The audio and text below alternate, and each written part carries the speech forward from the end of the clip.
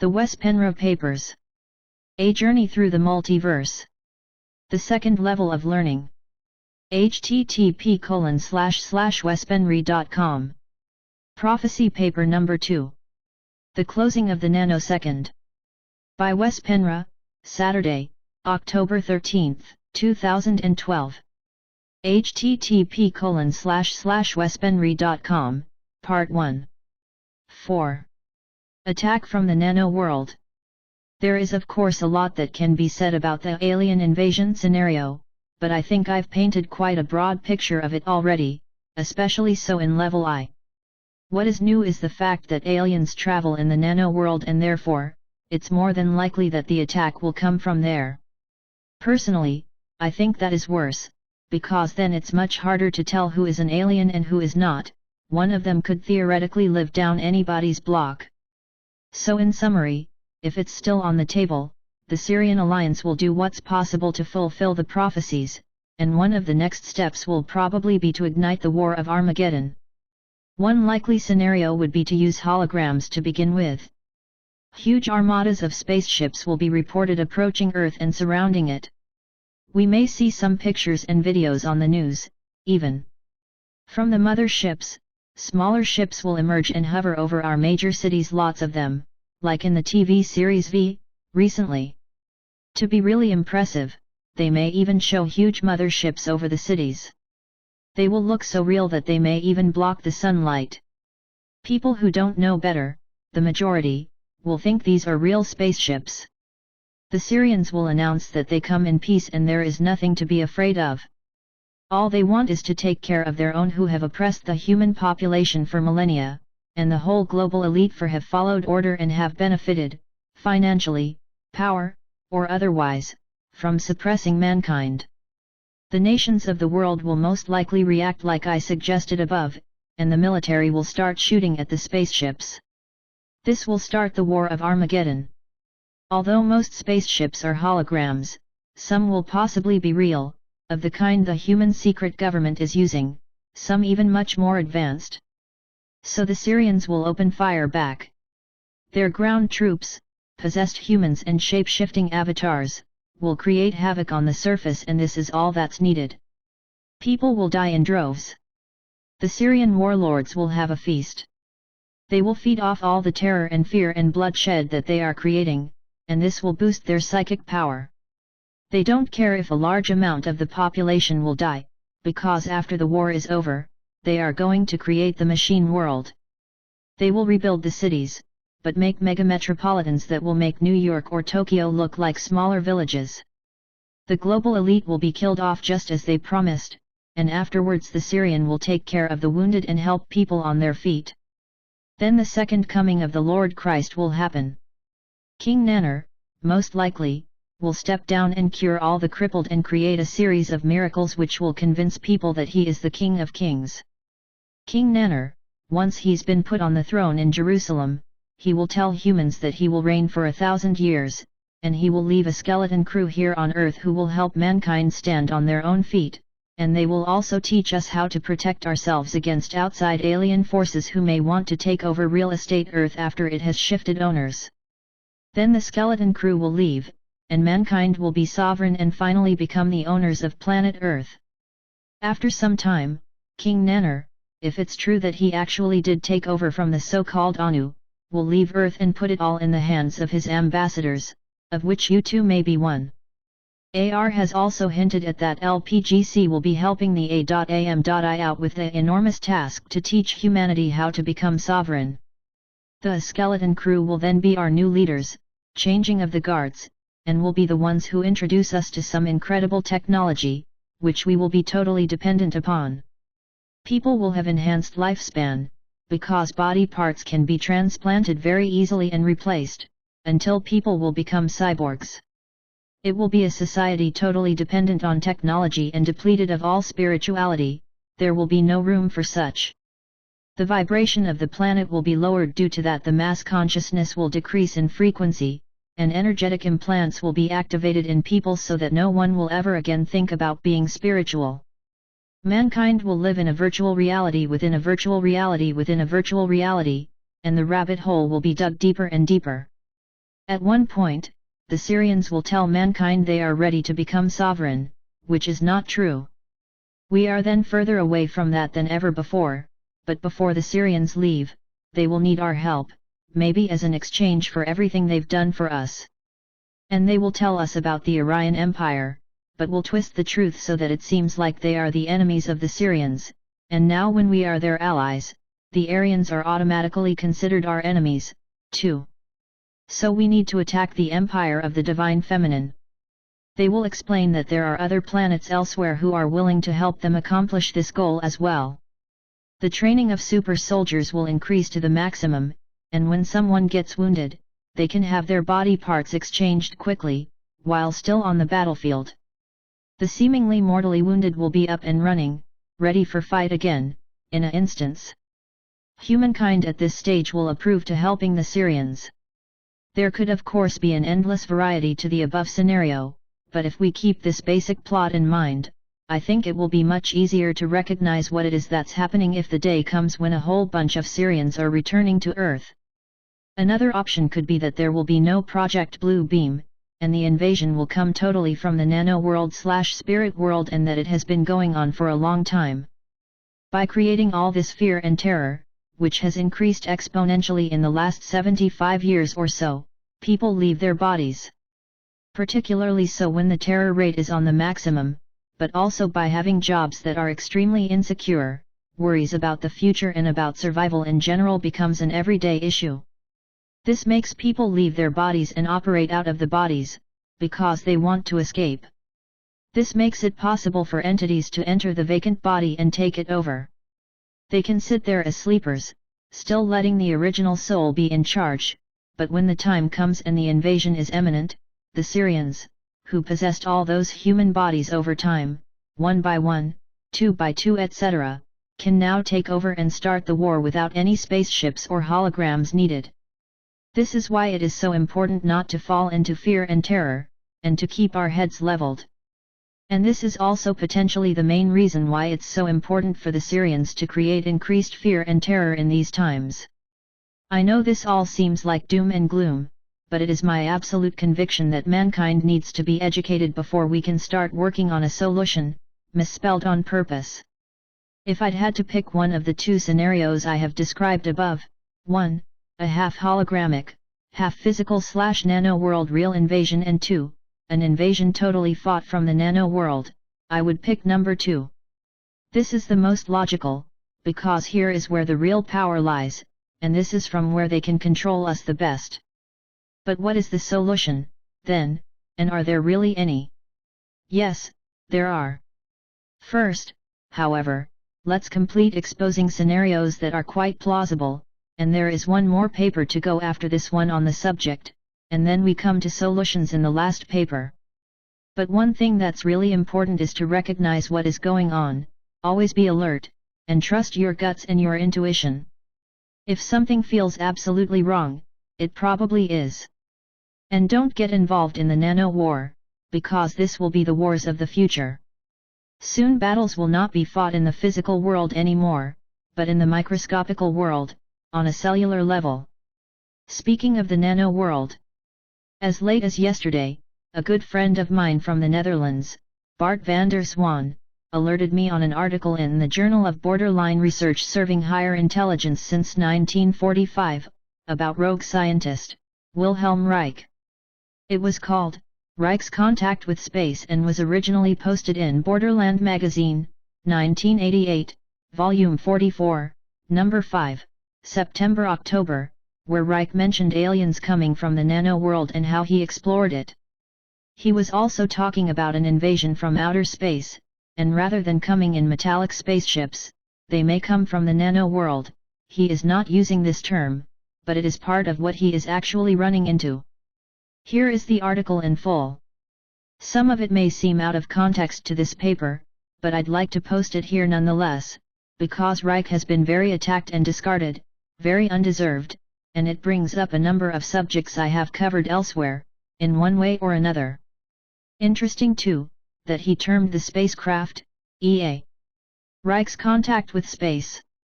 There is no proof. There are no authorities whatever. No president, academy, court of law, congress, or senate on this earth has the knowledge or power to decide what will be the knowledge of tomorrow. There is no use in trying to prove something that is unknown to somebody who is ignorant of the unknown, or fearful of its threatening power. Only the good old rules of learning will eventually bring about understanding of what has invaded our earthly existence. The invasion that Reich refers to in his introduction to Contact with Space is the invasion of Earth by intelligences from outer space. Very few copies of this remarkable book were made available, and Reich's extraordinary experiences during this turbulent period have been swept under the carpet by orthodox argonomy. To speak openly of UFO experiences still invites ridicule or polite smiles of disbelief. Consider then the atmosphere of the mid-1950s when Reich was not only claiming the existence of space visitors, but carefully documenting his battle with these invaders, while developing his now well-known cloud-busting techniques. Reich termed the spacecraft EAE standing for energy, A for alpha or primordial. EA also represented enigma. EA is a new event without precedent in our lives, he writes. Humanity, with the exception of a few philosophers, had no idea of the possibility of visitors from outer space. Earthman had not developed any view, method, or scientific tool to cope with the problem. In addition, he has developed in his offspring a character structure and a kind of thinking which obstructs the approach to the new fact by way of ridicule, slander, and outright threat to the existence of the pioneer of space engineering. Therefore our new approach must start from scratch, as if no science existed at all. Reich's ability to start from scratch had characterized his revolutionary approach to psychoanalysis early in his career, long before he left the restrictive climate of Europe to pursue his ideas in free America. He is best known for his research into the fundamental life energy and for his controversial methods of sex therapy. His greatest contribution to real science was his discovery, or rediscovery, of what he called argon, the life energy at the very roots of existence. Blockages in the free flow of this energy in the individual caused character armoring which inhibited the spontaneous expression of joy and pleasure in life. The nature of this cosmic energy, depending on circumstances, functioned either as a life-giving, life-furthering, and reproductive force, or in the absence of such conditions, turns into a killer of life. During his argonomic research, Reich was able to measure this argon energy, and he successfully treated many patients in the argon accumulator, a specially layered box wherein the life energy was concentrated. It was this unorthodox method of treatment which brought down the wrath of the Food and Drug Administration upon Reich, an attack which finally secured his imprisonment, and death, in a federal penitentiary. Argon energy does not exist, the FDA officials said to the judge. Having declared that cosmic energy did not exist, it was obvious that its discoverer must either be a quack or a lunatic. That, after all, is the rationale of orthodox, mechanistic science chained to its conceptions of a dead universe. For Reich, the universe was very much alive and his approach to scientific research was functional, taking into account the subjective perceptions and emotions of the researcher. After all, he writes, classical knowledge may all be wrong, such with the perfect Copernican circles, the ellipses of Kepler, the empty space of Einstein, the airgerms of Pasteur bacteriologists, the atomic nature of the universe, etc. To see new things from scratch, to expect the impossible to be true, belongs to the emotional equipment of the true pioneering scientist. We shall no longer hang on to the tales of public opinion or to a non-existent authority on matters utterly unknown and strange. We shall gradually become experts ourselves in the mastery of the knowledge of the future. The first contact. From the historic Oraner experiment of 1951, Reich knew that nuclear radioactivity had a deleterious effect upon the living sea of energy in which we all live. From the observations made of the reaction of a milligram of radium put inside an argon energy accumulator, Reich knew that there was an antagonistic relationship between the energy of life, ether, prana, etc., and the man-made nuclear energy so recently unleashed upon the planet. The effect of the nuclear irritant seemed all out of proportion to the physical amount of radioactive material. The distance of this irritating and wildly exciting argon anti-nuclear effect seemed to reach much farther than the actual radioactivity of the nuclear material would indicate. Perhaps, Reich reasoned, the argon energy was a continuum, and this anti-nuclear reaction of the life energy, or honor, extended and perpetuated itself in a chain reaction fashion far beyond the original limits of the nuclear radiation. 1. The development of the cloudbuster was a response to the aftermath of the Oraner experiment. Around Reich's Oraner laboratory near Rangeley, Maine, the atmosphere became polluted with deadly argon radiation. The black and bleak Dor clouds were remarkably similar to what would later be called air pollution or smog. These clouds were present even in the midst of sunshine, and where they gathered the atmosphere felt suffocating, the sky seemed to lose its sparkle and animals and humans felt lethargy and other symptoms of malaise. Not only were the Dor clouds a noxious presence, but a black powdery substance poured down onto the area, a substance that Reich came to directly associate with the presence of EA in the skies above Rangeley. It was here that UFOs began to appear. Big yellow and reddish pulsating stars which were easily discernible from the planets and bluish-colored fixed stars. Previous to this Reich had no experience with UFOs and had never studied the subject. Now he was faced with a direct confrontation. Some nights there would be 3 or 4 EA hanging in the sky above Argonon. They would make the atmosphere black, but by mobilizing the cloudbuster Reich was able to clear the air and make the sky blue again. It was under these peculiar conditions that the space gun came into existence, and the war with EA began. I made actual contact by way of the cloudbuster with luminous objects in the sky on May 12, 1954. During this hour men on Earth saw for the first time in the history of man and his science 2 stars to the west fade out several times when cosmic energy was drawn from them. Easy contact was made on that fateful day with what obviously turned out to be a heretofore unknown type of UFO. I had hesitated for weeks to turn my cloudbuster pipes toward a star, as if I had known that some of the blinking lights hanging in the sky were not planets or fixed stars but space machines. With the fading out of the 2 stars, the cloudbuster had suddenly changed into a space gun, what had been left of the old world of human knowledge after the discovery of the OR energy 1936-40 tumbled beyond reprieve.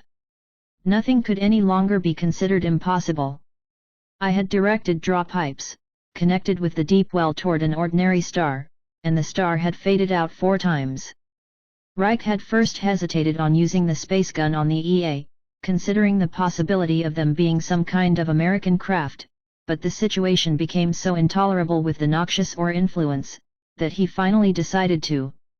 He found the power of the Oraner space gun tremendous due to the sensitivity of the OR energy ocean. The energy equilibrium of EA could be disturbed or even put out of order by withdrawing energy from it directly. The affected EA seemed at first to struggle, pulsating erratically, then shrink and even fade out completely. But the space visitors seemed to be retaliating by increasing the Dor pollution in the vicinity.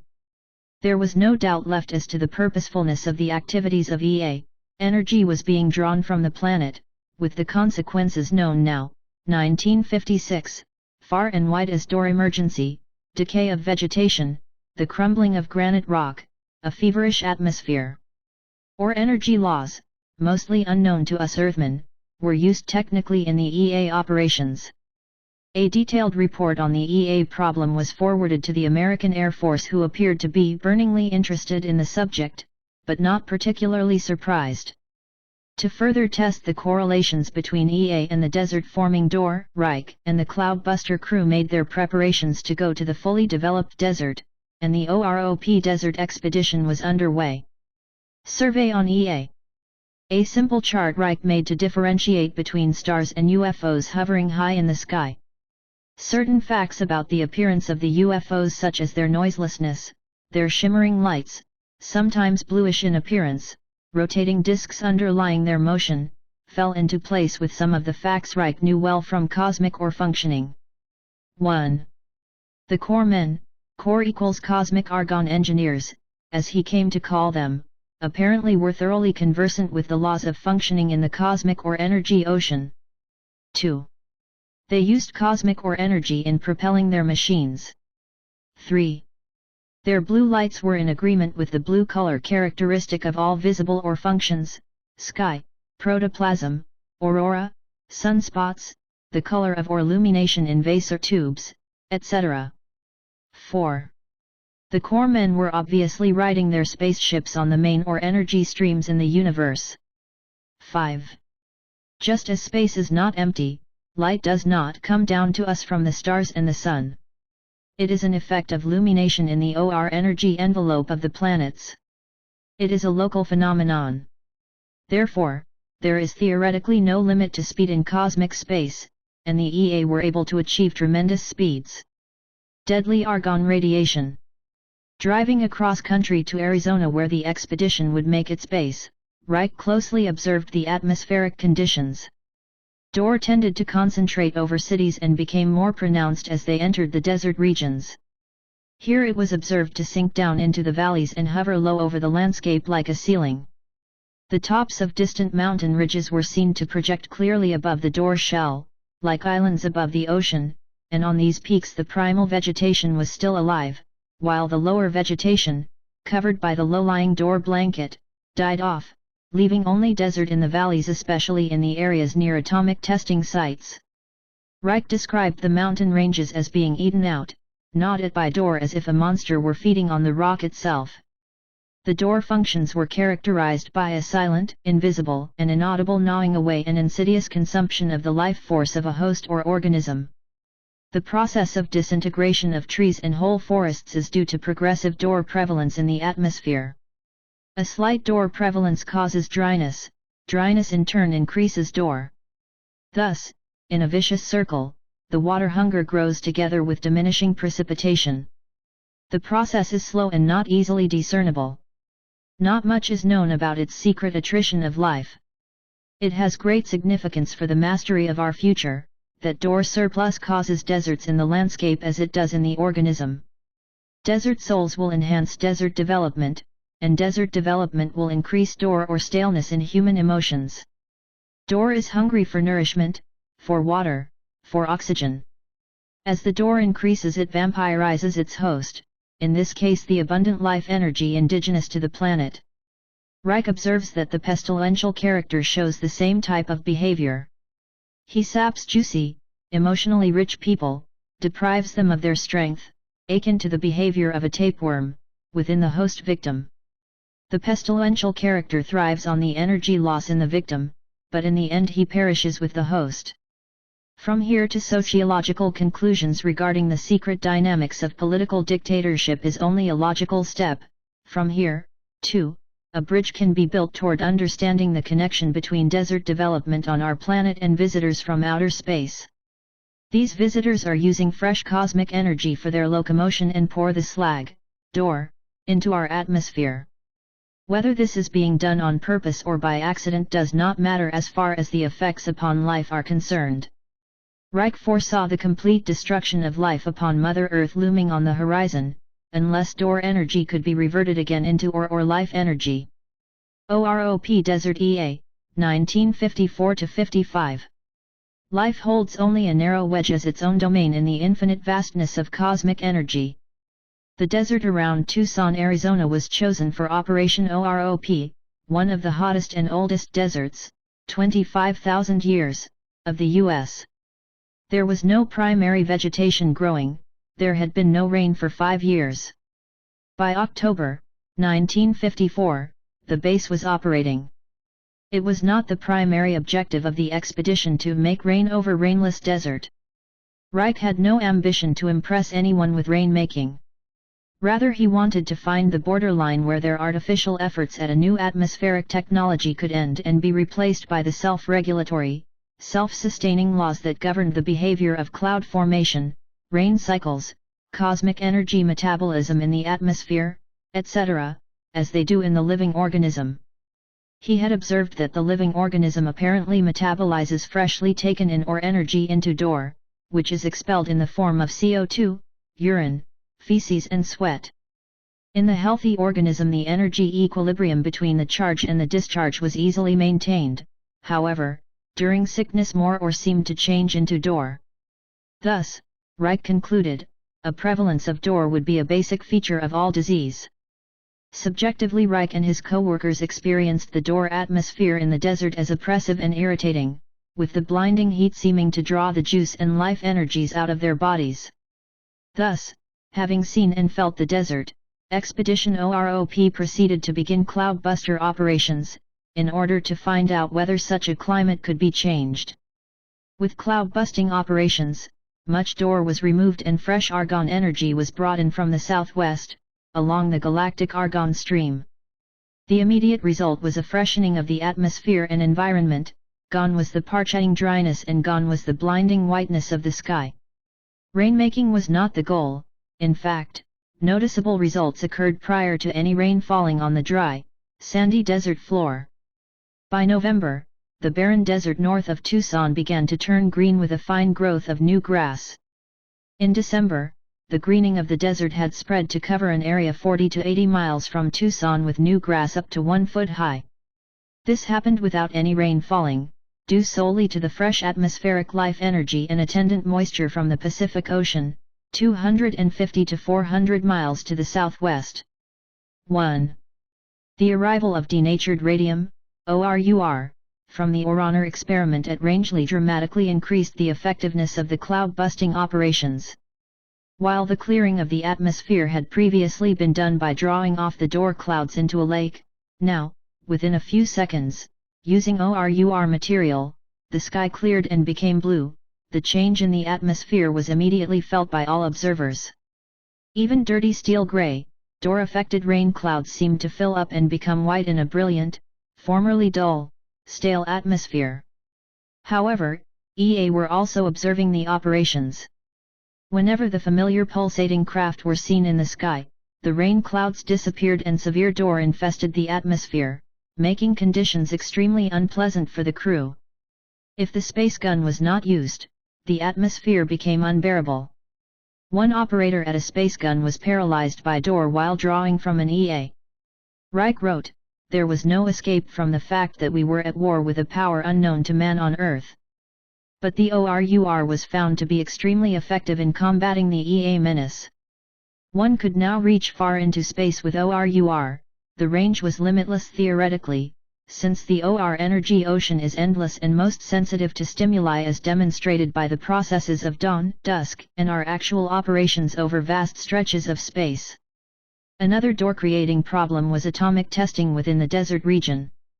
Reich was later to consider the possibility of immunizing the atmosphere against atomic explosions, much as living systems are immunized against infection. By creating a highly ORUrized atmosphere, he reasoned, the DOR energy from atomic blasts or from EA could be siphoned off. It was noticed that during the ORUR operations, there were coincidentally many publicly announced postponements of atomic tests. It became apparent to Reich that although there was moisture in the atmosphere, the lack of actual rainfall around Tucson was due to a DOR barrier somewhere west of the experimental site in Arizona, preventing the clouds and moisture flowing in from the Pacific. The barrier was found to exist on the Sierra Mountain Divide, where a concentration of DOR was breaking up and dissolving the rain clouds coming in from the west. By March 1955, continuous DOR removal operations were set up just to the west of the divide. Within 2 weeks the barrier was breaking up with a black precipitate form of DOR, melanor, falling to the ground and turning the white sand dark. By the end of March rain began to occur in the desert. The breaking of the DOR barrier had accomplished the full breakthrough of fresh OR energy into the desert basin. The expedition was successful. The atmosphere had undergone a radical change, breaking a 5-year drought and turning completely barren desert land into green pasture again after thousands of years. It proved conclusively to Reich that desert development was clearly and doubtlessly reversible, that through a new kind of argon technology, humanity could convert life-destroying energy back into life-sustaining energy. Winding up his affairs, Reich left the desert in April 1955. It was to be his last major operation. Within 2 years he was to die in prison, destroyed by a system that could not tolerate the free expression of life-giving energy. But the enigma remains. References: 1. The New Age by Clark Kent, The Journal of Borderland Research, May-June 1987. Contact with Space by Wilhelm Reich, Core Pilot Press, New York, NY 1957. The Wilhelm Reich Museum, PO Box 687 Rangeley, Maine 04970. Fury on Earth by Myron Sharaf, St. Martin's Press, New York. 1983.